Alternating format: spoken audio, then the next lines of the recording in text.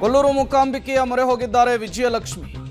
ನವಚಂಡಿಕಾ ಯಾಗದ ಮಹತ್ವ ಏನು ಹಾಗಾದ್ರೆ? ನವಚಂಡಿಕಾ ಯಾಗವನ್ನು ನಡೆಸಿದರೆ ಸಂಕಷ್ಟಗಳು ದೂರವಾಗುತ್ತಾ?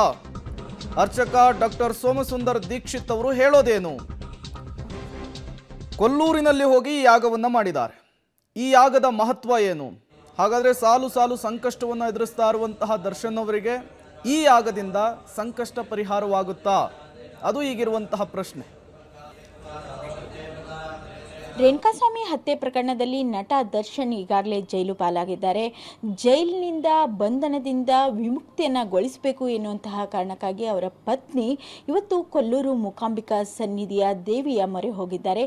ನವಚಂಡಿಕಾ ಹೋಮವನ್ನು ಕೂಡ ನಡೆಸ್ತಾ ಇದ್ದಾರೆ. ಈ ಬಗ್ಗೆ ಮಾತಾಡಲಿಕ್ಕೆ ನಮ್ಮ ಜೊತೆ ಗವಿಗಂಗಾಧರೇಶ್ವರ ದೇವಾಲಯದ ಪ್ರಧಾನ ಅರ್ಚಕರಾಗಿರ್ತಕ್ಕಂಥ ಸೋಮಸುಂದರ್ ದೀಕ್ಷಿತ್ ಸರ್ ಅವರೇ ಇದ್ದಾರೆ. ಅವ್ರನ್ನೇ ಮಾತನಾಡ್ತಾ ಹೋಗ್ತೇನೆ. ಗುರುಜಿ, ಮೊದಲೇದಾಗಿ ಈಗ ನವಚಂಡಿಕಾ ಹೋಮ, ಇದ್ರ ಮಹತ್ವ ಏನು? ಈಗ ಸಾಮಾನ್ಯವಾಗಿ ಚಂಡಿ ಹೋಮ, ನವಚಂಡಿ ಹೋಮ, ಶತಚಂಡಿ ಹೋಮ, ಸಹಸ್ರಚಂಡಿ ಹೋಮ ಅಂತ 4 ವಿಧಗಳಿದೆ. ಈ 4 ವಿಧಗಳಲ್ಲಿ ಈ ದೇಶ ರಕ್ಷಣೆ ಆಗಬೇಕಂದ್ರೆ ಸಹಸ್ರಚಂಡಿ ಯಾಗ, ಈ ರಾಷ್ಟ್ರ ಮತ್ತು ಈ ನಮ್ಮ ರಾಜ್ಯ ಎಲ್ಲ ಕ್ಷೇಮವಾಗಬೇಕು ಅಂದರೆ ಶತಚಂಡಿ ಹೋಮ. ಸ್ವಯಂಕೃತ ಅಪರಾಧವನ್ನು ಮಾಡಿ ಆ ಅಪರಾಧದಿಂದ ದೂರ ಹೋಗಿ ನಾನು ಸಾಮಾನ್ಯ ಪ್ರಜೆಯಂತೆ ಚೆನ್ನಾಗಿ ಎಲ್ಲರಲ್ಲೂ ಇರಬೇಕು, ಎಲ್ಲರಲ್ಲೂ ಮಿಂಗಲಾಗಬೇಕು, ಏನು ಪ್ರೀತಿ ಸಂಪಾದನೆ ಮಾಡಿದ್ದೀನಿ ಆ ಪ್ರೀತಿ ಮತ್ತೆ ನನಗೆ ಬರಬೇಕು ಅನ್ನೋದಕ್ಕೆ ನವಚಂಡಿ ಯಾಗ ಅಂತ ಹೇಳ್ತಾರೆ. ಈ ನವಚಂಡಿ ಯಾಗ ಅಂದರೆ 9 ಸಾರಿ ನಾವು ಅಮ್ಮನ ಪ್ರಾರ್ಥನೆಯನ್ನು ಮಾಡಿ, ಏನು ಸಪ್ತಶತಿ ಪುಸ್ತಕ ಇದೆ ಆ ಪುಸ್ತಕದಲ್ಲಿ ಬರುವಂತಹ ಎಲ್ಲ ಶ್ಲೋಕಗಳನ್ನು 9 ಸಾರಿ ನಾವು ಪಾರಾಯಣ ಮಾಡಿ ಒಂದು ಸ್ವಾಹಾಕಾರ 1 ಬಾರಿ ನಾವು ಹೋಮವನ್ನು ಮಾಡಿದಾಗ ಆ ಭಗವತಿಯ ಅನುಗ್ರಹದಿಂದ ನಮಗೆಲ್ಲ ಅನುಕೂಲಗಳು ಸಿಗುತ್ತೆ.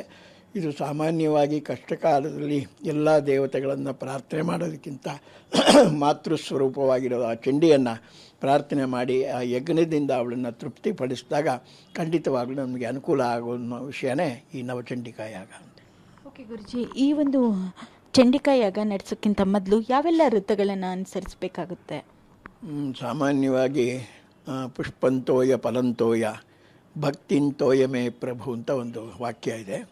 ನಾವು ದೇವಸ್ಥಾನಗಳಿಗೆ ಹೋಗ್ಬೇಕಾದ್ರೆ ಒಂದು ತಟ್ಟೆ ತುಂಬ ಹೂವು ತೊಗೊಂಡು ಹೋಗುವಾಗ 10 ಕಣ್ಣುಗಳ ಹೂವನ್ನು ದರ್ಶನ ಮಾಡಿ ಆ ಹೂವನ್ನು ಧಾರಣೆ ಮಾಡಿದಂತಹ ದೇವ್ರನ್ನ ದರ್ಶನ ಮಾಡಿದಾಗ ಮನಸ್ಸಿಗೊಂದು ನೆಮ್ಮದಿ ಸಿಗುತ್ತೆ.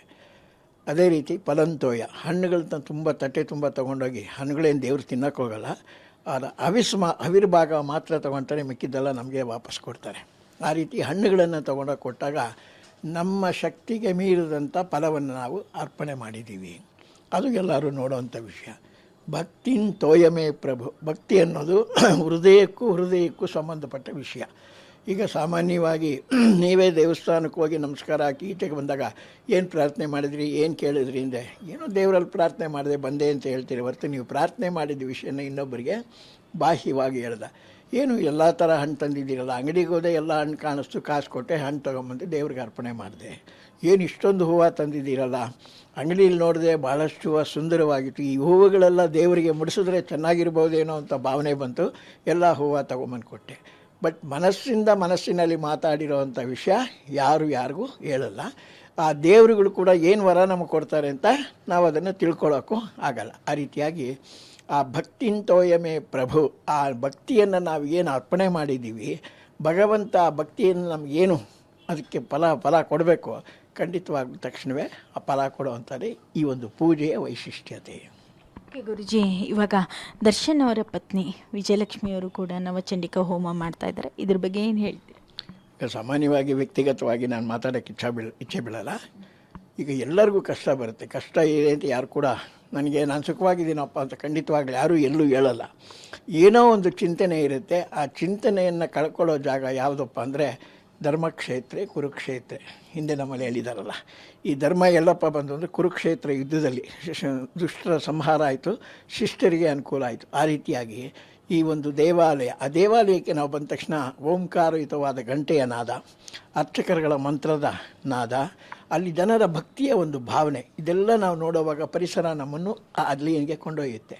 ಆ ರೀತಿಯಾಗಿ ದೇವಸ್ಥಾನಗಳಿಗೆ ಬಂದು ದೇವರ ಮುಂದೆ ನಾವೇನು ಪ್ರಾರ್ಥನೆಯನ್ನು ಮಾಡ್ತೀವಿ ಆ ಪ್ರಾರ್ಥನೆಗೆ ತಕ್ಕ ಫಲವನ್ನು ಪರಮಾತ್ಮ ಕೊಡ್ತಾನೆ. ಅದರಿಂದ ಇದು ವ್ಯಕ್ತಿಗತವಾಗಿ ಅವ್ರ ವಿಷಯನೇ ಅಂತಲ್ಲ, ಯಾರೇ ಭಕ್ತರಿಗೆ ಕಷ್ಟ ಬಂದರೂ ಆ ದೇವಸ್ಥಾನದ ಭಾಗದಲ್ಲಿ ಹೋಗಿ ಆ ಪರಮಾತ್ಮನ ಮುಂದೆ ನಿಂತು ತಮ್ಮ ಕಷ್ಟಗಳನ್ನೆಲ್ಲ ಪರಮಾತ್ಮನಿಗೆ ಅರ್ಪಣೆ ಮಾಡಿದಾಗ ಖಂಡಿತವಾಗ್ಲೂ